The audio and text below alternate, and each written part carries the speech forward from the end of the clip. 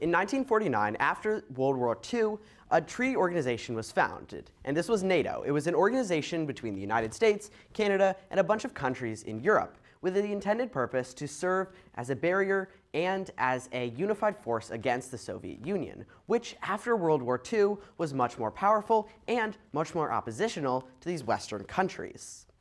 But in recent years, especially since the start of the first Trump administration, the United States has held more of an antagonistic side to NATO, or the North Atlantic Treaty Organization. Trump has said that the United States is getting ripped off because certain countries are not paying their fair dues, and have cited that there are issues with NATO.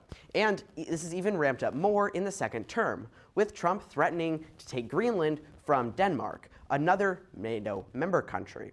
All of these tensions are heightening, and many people are speculating that NATO will be no more in the coming years. And it's important to ask, how can NATO prepare for a future without US leadership? And today we're going to find this out by examining how NATO first needs to address that it's a real possibility that the United States will no longer be a member. Next, examining temporary solutions that they need to take if the US were to immediately leave, before finally examining permanent restructuring of NATO organization without the United States. So first we need to figure out why NATO is even going to be concerned about this in the first place. And there are a multitude of reasons from recent years. For one, we can look at a Time magazine article from January 16th of just this year, which highlights how Trump has said that he is not opposed to leaving NATO over the disputes over Greenland. And while if we look to the World Economic Forum that happened soon after that, we see that Trump has moved away from military threats, it's true that we need to examine the sentiment that the United States does not as highly value its involvement with NATO, and they're willing to leave over relatively minor disputes, showing that NATO truly cannot rely on the United States being a partner in their organization forever. This has even escalated more in recent weeks, with a PBS article from February 2nd of this year highlighting how Secretary of Defense Pete Hegseth is set to talk with many NATO allies 1 week from today, and how last year he said in the same conference that the United States is shifting its priorities away from assisting Europe, both through NATO and Ukraine, and they theorize that he's likely to express more of the same sentiments next week. It's clear that the United States, through both their actions and the sentiments and words that they've been sharing with their NATO allies, that they simply are not valuing the organization. And if another minor dispute like that over Greenland does pop up, it would absolutely not be out of the question for the United States to leave NATO permanently.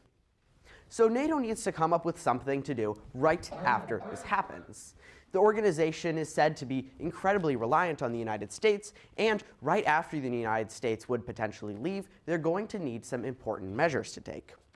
Well, one of those is increasing the reliance on their other countries. Looking at a Reuters article from May 31st of 2024, they highlight how the United States pays for 16% of NATO. And while that isn't an extraordinarily high number, it is still reasonable. And if NATO wants to continue to thrive and pay for their current goals and their current priorities, they're going to need to increase funding from their other member countries. But this is not unrealistic, again, seeing as the United States pays 16%, which split up among the other 31 NATO member countries wouldn't be that extreme of a spending increase. We also need to examine what exactly they're doing right now. And looking directly at the NATO website, we can see that they have a multitude of programs going on at the moment, from the Kosovo Force to Operation Sea Guardian. All of these things play an important role in NATO's role in the world. But if they're going to face these funding cuts that will come with the United States leaving the organization, they're going to potentially need to cut back on some of their current measures and some of their current procedures. It's all about cutting back in the short term for NATO to survive this hit with the United States potentially leaving the organization. And they're going to need to cut back on funding and increase the amount of funding they're extracting from their other member states. But that's just a band-aid on the problem, and we need to examine what the future of NATO holds if the United States were to leave the organization permanently. And that all falls under permanent restructuring and potentially a creation of a brand new organization.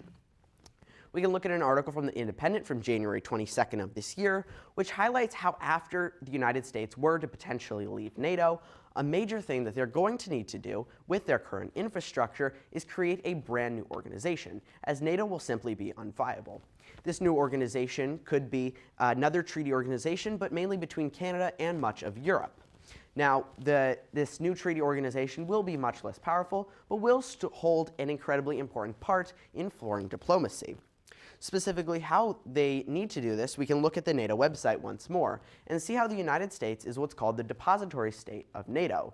This meaning they hold extra responsibilities in the organization, and that a lot of states, if they were to leave NATO, they have to go to the United States first. The United States holds many specific responsibilities within the organization, and for it to continue with the exact same constitution and same way of running just without the United States would simply be unrealistic. So both from expert opinions and the logistics of how NATO is run, they would need to create a brand new organization, another treaty organization, if the United States were to leave permanently.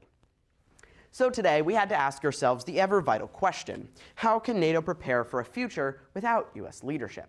And we've seen that first by examining that they need to accept that this is a real possibility by seeing sentiments and actions done by the United States in recent months, weeks, and years. Second, examining some temporary solutions, being cutting back on funding and increasing revenue from their other member countries, before finally examining the long-term solutions that NATO needs to make, and that is creating an entirely new organization, as they're incredibly reliant on the US in their current form. So hopefully all of this is just speculation and NATO continues to thrive with the United States as a strong partner going forward. But if they do not, NATO is going to need to make some serious changes.